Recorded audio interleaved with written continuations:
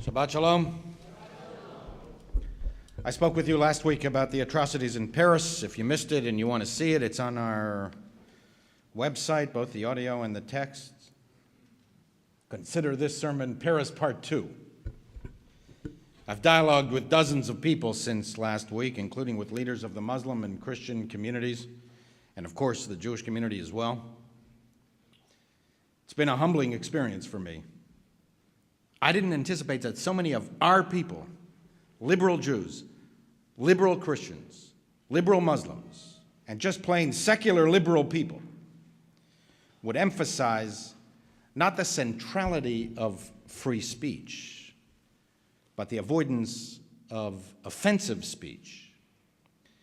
It goes without saying that no sane person justifies the attacks on Charlie Hebdo, but I had not anticipated so many qualifying statements. I had not anticipated how besieged religious liberals feel by the secular culture and the intensifying, ineluctable, intellectual assault on the philosophical foundations of religion itself. I had not anticipated how strongly secular liberals feel about not offending individuals and groups. I had not anticipated that for so many liberals, insensitive speech now seems to trump free speech. Freedom is the central Jewish value. We cannot understand Judaism without the exodus from slavery to freedom. Take away the slavery experience, and you have another religion, not Judaism. The context of the entire Torah is about slavery and freedom. Genesis is about how it came to be that the Jews ended up enslaved in Egypt, and Exodus through Deuteronomy is about how the Jews broke the chains of slavery and established the foundations of a free society. And then the Torah ends with the Jews on the other side never having reached the promised land of freedom. So we can begin reading all over again about the struggle for freedom, how difficult it is to maintain and to sustain. Freedom means the right to speak freely. The entire universe came into being through speech. God spoke, and the world came into being. Freedom is not only the central religious value. Freedom is the central liberal value. In his classic essay on liberty, John Stuart Mill wrote, "If all mankind minus one was of one opinion, and only one person was of the contrary opinion, mankind would be no more justified in silencing that one person than if he had the power, would he be justified in silencing mankind?" We're all different. As our tradition states, look at the wondrous deeds of the Almighty One. God created so many human beings like minting coins, but unlike coins, each one of us is different. Human personality resists uniformity. Freedom embraces diversity and pluralism. Authoritarians and tyrants, pharaohs, fear diversity. They're afraid of words. They're afraid of thoughts. They distrust human uniqueness. They impose collective uniformity to destroy human individuality. As Churchill wrote, a little mouse of thought appears in the room, and even the mightiest potentates are thrown into panic.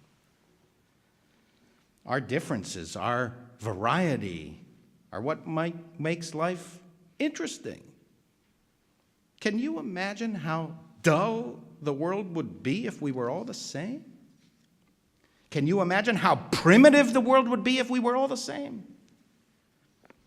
There would be little creativity in arts, music, literature, science, technology, any area of personal and social life.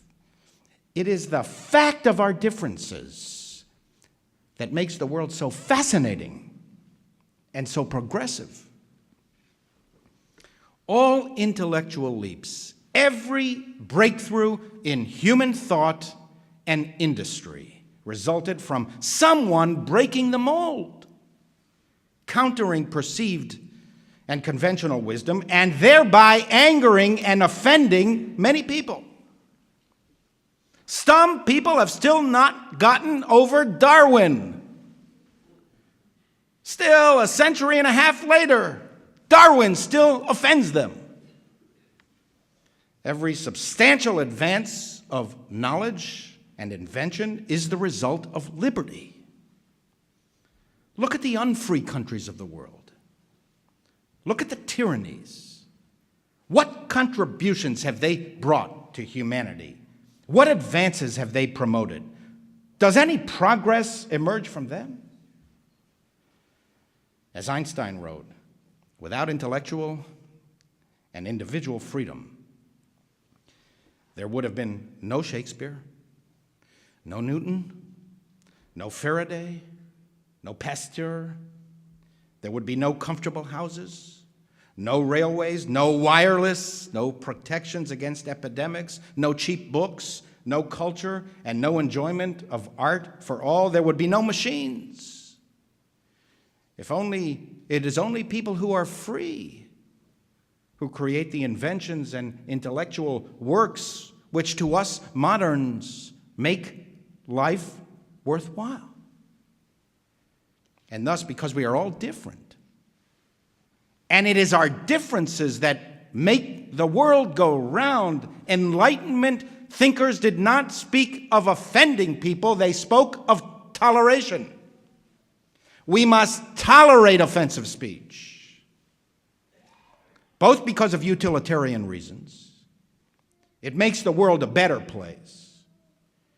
And as a value in its own right, it is the mark of a free citizen in a free society.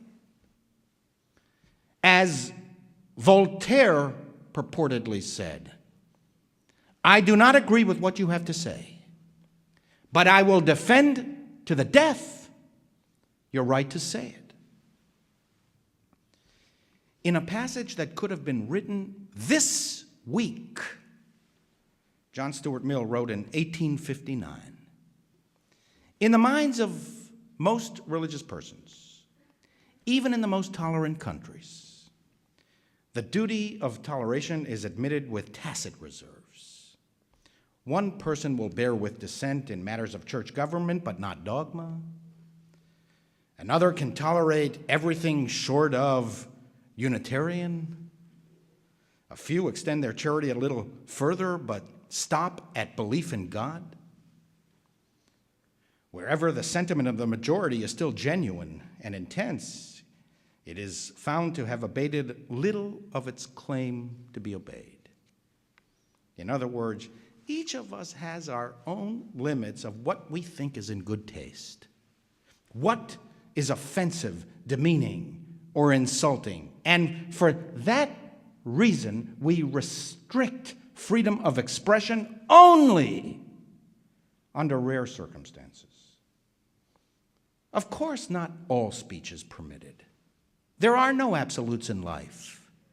Everything is qualified and needs to be weighed against competing claims.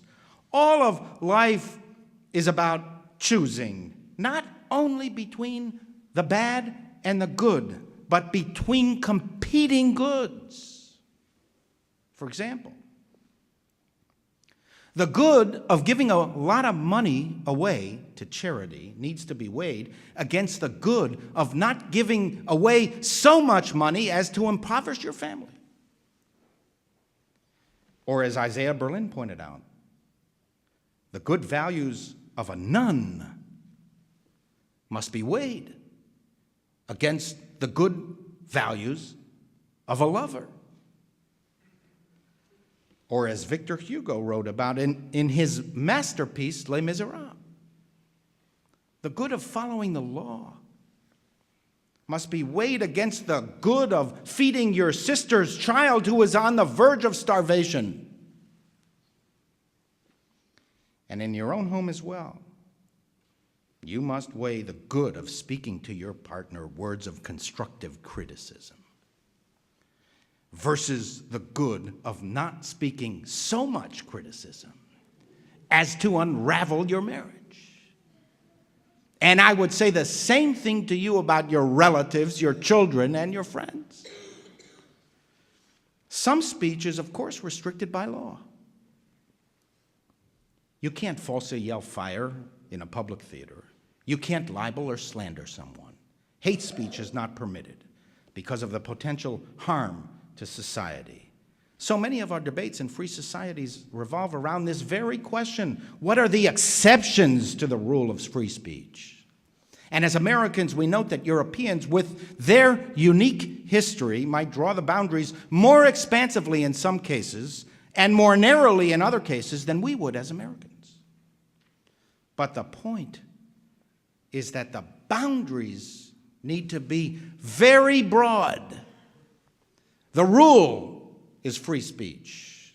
The exception is restrictions to free speech. And the goal is not for you to agree with my speech, but for you to tolerate my speech.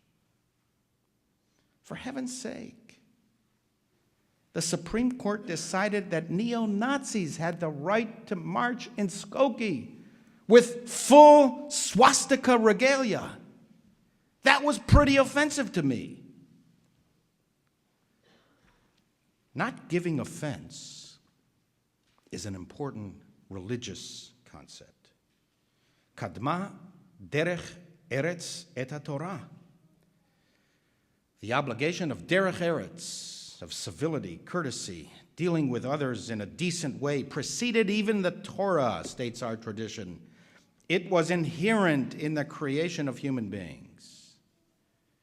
Judaism warns against the power of the tongue. We are instructed to respect the dignity of others, to uphold their honor, and to avoid shaming anyone. And for these reasons, I personally would not contribute to a magazine like Charlie Hebdo, and in my daily interactions with people, I do the best I can to avoid giving offense. Still, in free societies, generally speaking, free speech trumps offensive speech. Respectfully, I do not agree with the Pope, who said this week, you can't provoke, you can't insult the faith of others. Yes, you can. Should you? Is another matter. Would I? Is another matter. Or, as that exemplar of enlightenment, the Turkish prime minister said yesterday, publishing insults is not freedom of expression. Yes, it is. It is precisely freedom of expression. It is the freedom of expression to express not what you want to hear, what doesn't get you mad, what doesn't offend you. If that is all it is, what doesn't offend you, what doesn't get you mad, what speech is left? If I had to wait for your agreement before I said anything, what is it exactly that I would say? I don't even agree with half of the things that I say.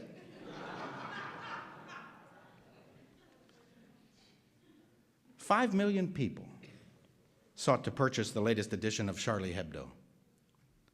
Someone wants to read it. If it offends you, don't buy it. If it is not libel, slander, hate speech, or within some other constitutional category of restricted speech, it must be allowed. Is Charlie Hebdo more offensive than pornography that you can sum it up with a click of a button? Is it more offensive than neo-Nazis marching in Skokie? For that matter, is Charlie Hebdo more offensive than the Turkish president's obscene assertions that Israel is worse than Nazi Germany, that is very offensive to me. Are we in the religious community so insecure about our beliefs that we cannot tolerate aggressive and even offensive and demeaning challenges to our faith? Poor, vulnerable, delicate, fragile us. Don't offend us. We can't handle it. Darwin offends us, so we won't even teach Darwin in schools. Or we will place Darwin side by side other so-called theories of evolution. Challenges to religion should make us better, irrespective of whether the challengers have our best interests at heart, or even respect us, or even like us. They should force us to think more deeply, to construct better arguments, to be more persuasive, more knowledgeable, more sophisticated in our beliefs. We mortal human beings should not take more offense than God. Why should we be concerned more about God's honor than God himself? Jewish tradition is replete with passages of human beings challenging God. Our tradition states that God wants us to prevail. God wants us to argue with the divine, as Abraham argued with God. Our tradition tells us that God is often persuaded. Moses persuaded God to forgive the people after the golden calf. God wanted to destroy every last one of them. There is a spectacular midrash that on 3 different occasions Moses spoke with God, and the Holy One responded, "You have taught me." Not only Moses, "You have persuaded me," implying that God really wanted to be persuaded in the first place, but that "you have taught me." You have taught God. "I want you to prevail over me," says God. "My children have won over me. My children have won over me." God laughs in the Talmud. Rabbi Nachmani taught, when Moses was engaged in writing the Torah, he came to the verse in Genesis, "Na'aseh Adam," "Let us make man sovereign of the universe," said Moses. Why furnish excuses to heretics? By which Moses meant, by use of the plural, let us make man, Na'aseh Adam. Moses said people might assume heresy, a plurality of gods, multiple gods. "Right," God replied. "Whoever wishes to err may err." God is not as concerned as we are with error, heresy, and blasphemy. But God is concerned with the freedom of human beings. "I have seen the suffering of my people and have heeded their outcry. Their cries have reached me. I have seen how the Egyptians oppress them. I will rescue them from the Egyptians and free my people from Egypt." And as we read in the Parsha of the week, "I will break the shackles of slavery and deliver you from bondage. I will redeem you with an outstretched arm. I will take you to be my people, and I will be your God. And you shall know that I, the Lord, am your God, who freed you